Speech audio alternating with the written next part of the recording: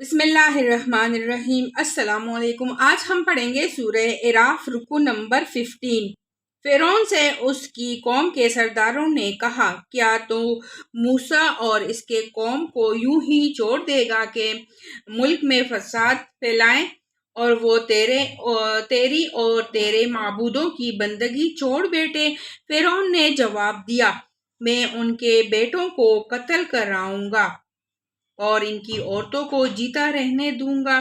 ہمارے اقتدار کی گرفت ان پر مضبوط ہے۔ موسیٰ نے اپنے قوم سے کہا، اللہ سے مدد مانگو اور صبر کرو، زمین اللہ کی ہے، اپنے بندوں میں سے جس کو چاہتا ہے اس کا وارث بنا دیتا ہے، اور آخری کامیابی انہی کے لیے ہے جو اس سے ڈرتے ہوئے کام کرے۔ اس کی قوم کے لوگوں نے کہا، تیرے آنے سے پہلے بھی ہم ستائے جاتے تھے اور اب تیرے آنے پر بھی ستائے جا رہے ہیں۔ اس نے جواب دیا، قریب ہے وہ وقت کہ تمہارا رب تمہارے دشمن کو ہلاک کر دے اور تم کو زمین میں خلیفہ بنائے، پھر دیکھیے کہ تم کیسے عمل کرتے ہو۔ اب اس کی تفسیر پڑھتے ہیں۔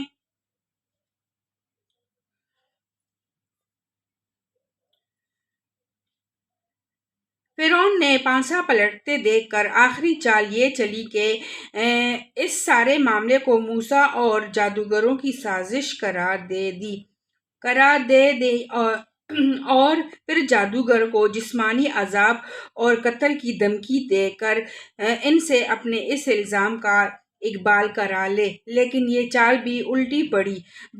جادوگروں نے اپنے آپ کو ہر سزا کے لیے پیش کر کے ثابت کر دیا کہ ان کا موسیٰ علیہ السلام کی صداقت پر ایمان لانا کسی سازش کا نہیں بلکہ سچے اعتراف کا نتیجہ ہے۔ اس مقام پر یہ بات بھی دیکھنے کے قابل ہے کہ چند لمحوں کے اندر ایمان لانا کسی سازش کا نہیں بلکہ سچے اعتراف کا نتیجہ ہے۔ اس مقام پر یہ بات بھی دیکھنے کے قابل ہے کہ چند لمحوں کے اندر ایمان نے ان جادوگروں کی سیرت میں کتنا بڑا انقلاب پیدا کر دیا۔